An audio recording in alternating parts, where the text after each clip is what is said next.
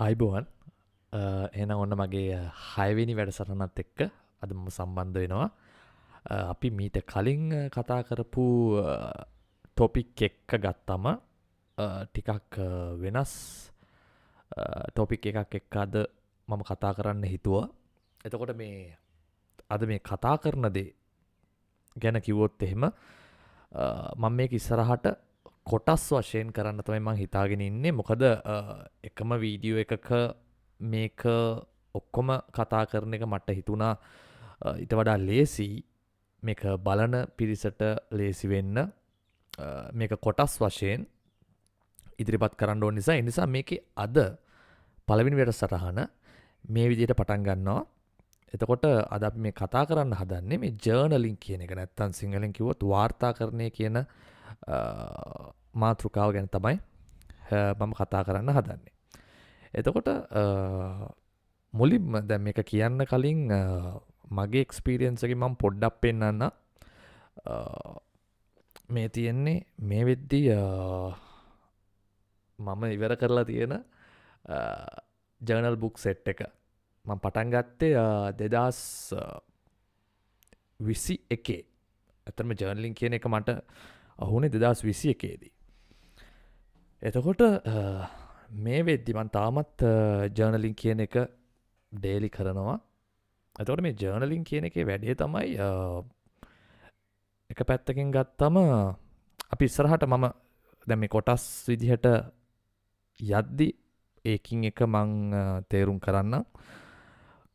එතකොට මේක බලනවා නම් කෙනෙක් මුලින්ම ජර්නලින් කියන එක ගැන එක්කෝ මේ වීඩියෝ එකෙන්ම දැනගන්නවා නම් ජර්නලින් කියන වචනේ හරි මුලින්ම මම ජර්නලින් කියන එක මෙන්න මෙහෙම විස්තර කරන්නම්. මේක එක එක්කෙනාගේ එක එක අර්ථ දැක්වීම් තියෙනවා ජර්නලින් කියන එක ගැන.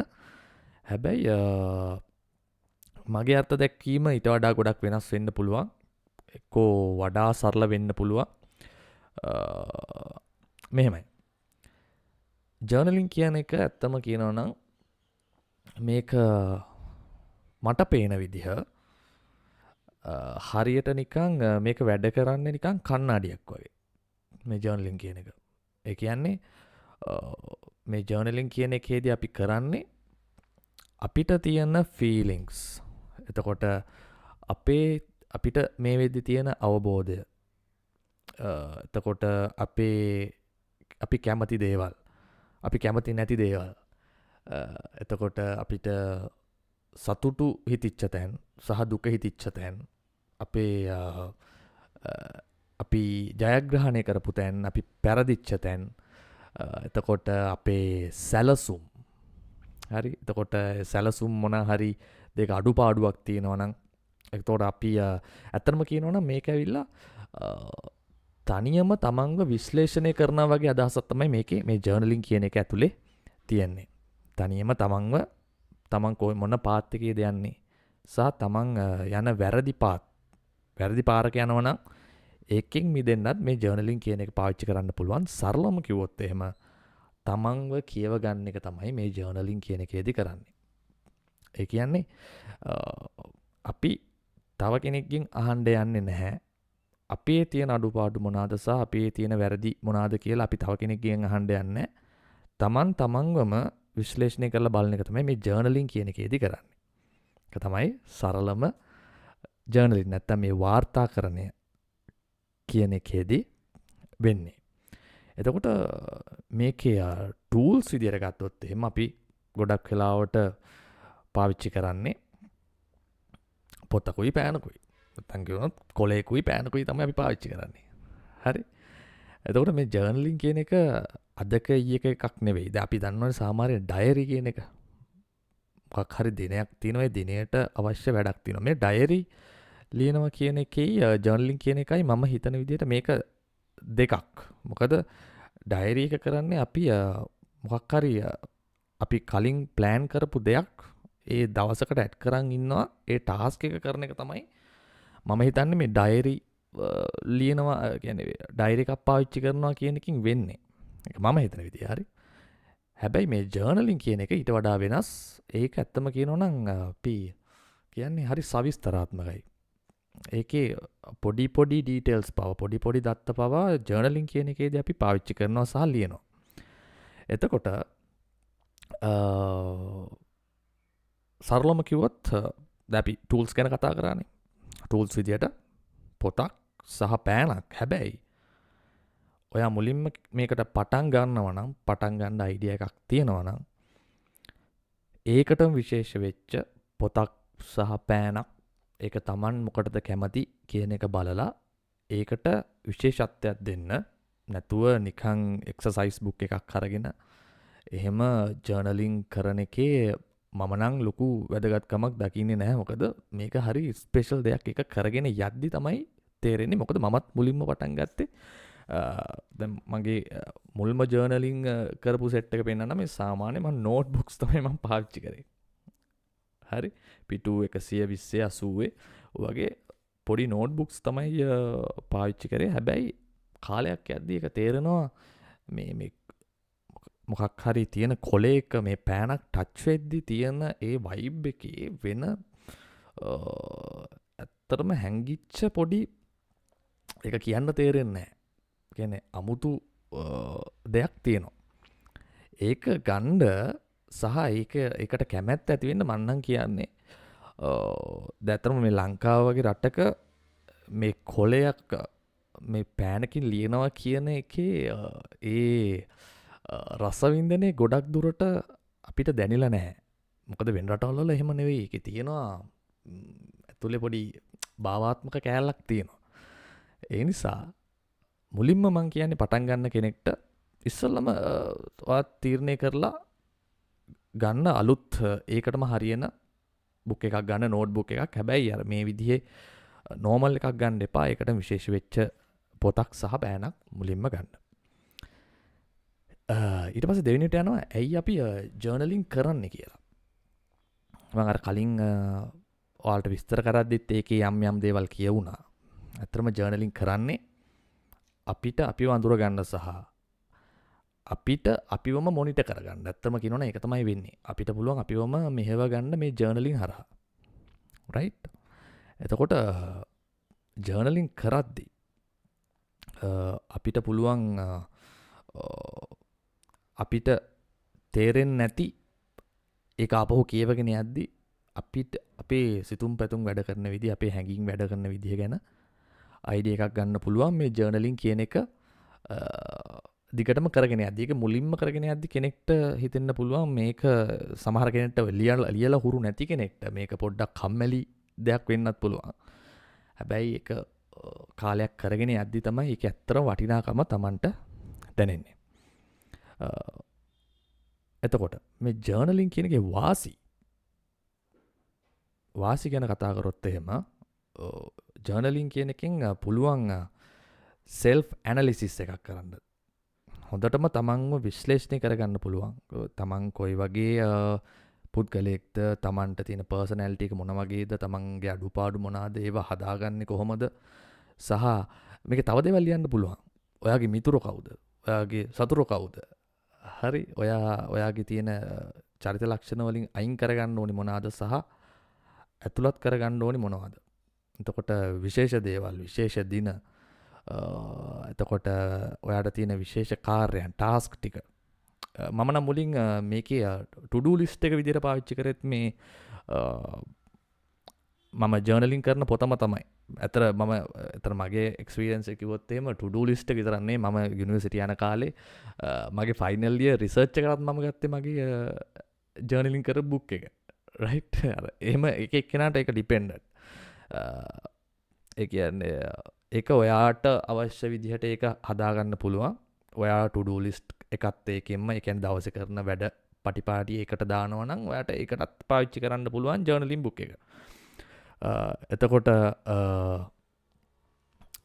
මම අර කිව්වා වගේ මේ හැම එකකින්ම වෙන්නේ ඔයාව ඇනලයිස් කරන එක. ඒ කියන්නේ තව කවුරුවත් ඔයාව මෙහෙවන්න අවශ්‍ය නැහැ. ඔයාගේ කන්ට්‍රෝල් එකම ඔයාගේ අතර ගන්න පුළුවන් මේ ජර්නලින් කියන මෙතඩ් එක හරහා. එතකොට ඔයාගේ අත්දැකීම් ලියන්න පුළුවන්. ඔයාට සතුටු හිතෙන අත්දැකීම් සහ ඔයාට සොසයිටි එකේ හැසිරෙද්දී ඔයාට වෙච්ච අඩුපාඩු සහ සොසයිටි එකකින් ඔයාට වෙච්ච අඩුපාඩු දැන් මේවා කාටවත් කියන්න ඕනේ නැහැ ඔයාට පුළුවන් ඔයාට බුක් එකේ ලියන්න හරියට නිකන් ජර්නලින් කියන එක ඇත්තටම ජර්නල් ඔයාගේ ජර්නල් බුක් එක වැඩ කරන්නේ හරියට ඔයාගේ බෙස්ට් ෆ්‍රෙන්ඩ් වගේ ඒක එහෙම කියන එක හොඳයි ඔයාගේ හොඳම යාළුවෙක් විදිහට තමයි වැඩ කරන්නේ මේ ඔයාගේ ජර්නල් බුක් එක ඒක නිසා මේකේ වාසි ගොඩයි දැන් මම ඒක කියද්දි තේරෙනවා ඇති කාටවත් ඔයාගේ තියෙන ප්‍රශ්න ඒවා කියන්න ඕනේ දැන් මේකේ මරුම කෝට් එකක් තියෙනවා මං කියවගෙන යද්දි හම්බෙච්ච ඔය මට මතක විදිහට ඔය නාසිලාගේ කෑම්ප් එකක් තිබ්බා ඒක මට හිතන්නේ නම අවුෂ්විට්ස් වගේ නමක් අවුෂ්විට්ස් තමයි මට මතක හැටියට දැන් ඕකේ හිටපු ඒ කාලේ ඔය සිර කඳුරේ හිටපු මම හිතුව පෝලන්තේ තමයි තියෙන්නේ ඕක ඕකේ හිටපු පොඩි ගෑනු ළමෙක් දැන් ඒ කාලේ අරගෙන ගිහලා යුදෙව්වෝ ඕකේ හිර කරන් ඉඳලා තියෙනවා කියන්නේ මරන්නම තමයි හිර කරන් ඉඳලා තියෙන්නේ එයාගේ ඩයරි එකේ තිබිලා ලියලා තියෙනවා paper is more patient than people කියලා හරි ඒ කියන්නේ කොලයක තියෙන ඉවසීම ඇත්තරම් මිනිස්සුන්ට නැහැ කියනවා රයිට් ඒ කියන්නේ ඒකේ සෑහෙන දෙයක් ගැබ්බෙලා තියෙනවා ඒ කතාවේ අපිට කියන්නේ මේ පොතක තියෙන කොලයකට කරන්න පුළුවන් දේ රයිට් ඒ නිසා දැන් එක පැත්තකින් මමත් ඔන්න ඔය කෝට් එක ඇහුවට පස්සේ එන ඒ කාලේ ලොකුවට මොටිවේට් වුණා මේ ඇන් ෆ්‍රෑන්ගේ කෝට් එකකින් නැත්තම් ඒ කියමනේ එතකොට මේ ඉතින් මේකේ වාසි විතර ඇත්තම තියෙන්නේ මේ ජර්නලින් කියන එකේ වාසිම විතරයි තියෙන්නේ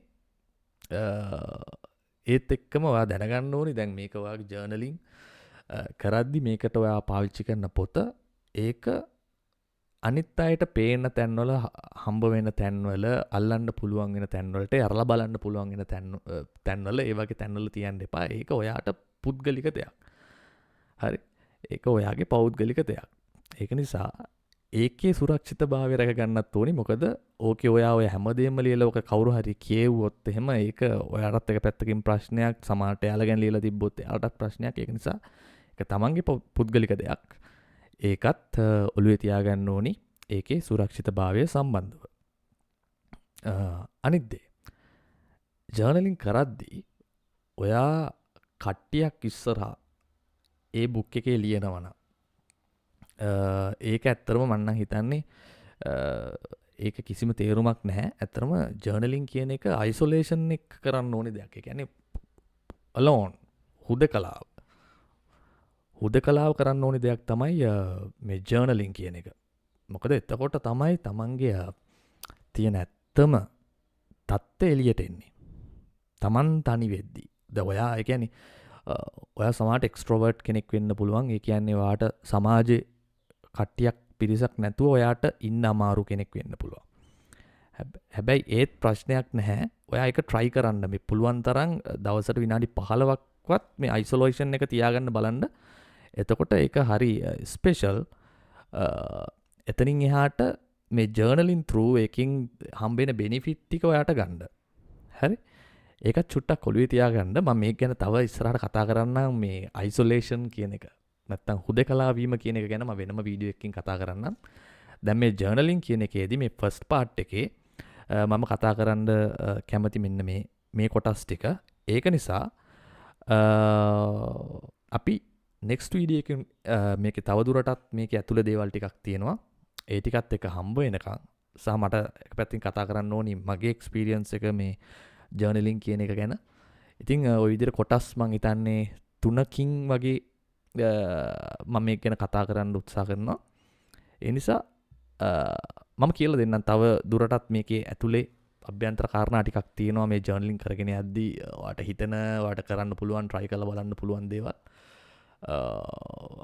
ඉතින් මම ඒ ටික කියලා දෙන්නම් එහෙනම් මේ වීඩියෝ එක අන්තිම වෙනකම් බලපු අයලට ගොඩක් ස්තුතියි මම සත්සර සමරකෝන් මේ වගේ තවත් අලුත් වීඩියෝ එකක් එක්ක අපි හමු වෙමු බොහොම ස්තුතියි